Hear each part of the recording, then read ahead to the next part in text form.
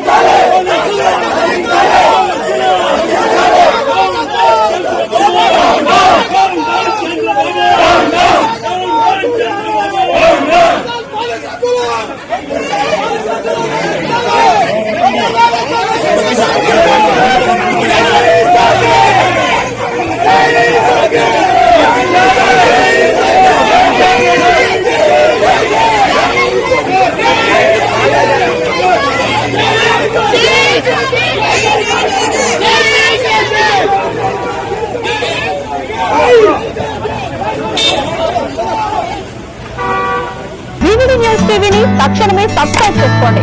Notification కోసం మరిన్ని updates కోసం ప్రతి ఒక్క కుటుంబానికి ఉచిత ప్రకటనలు వచ్చే విధంగా మీకోసం మీ ముందుకు వివిడి న్యూస్ టీవీని ఏపీ ఫైబర్ నందు 99వ ఛానల్ మరియు యూట్యూబ్ నందు వీక్షించెదరు.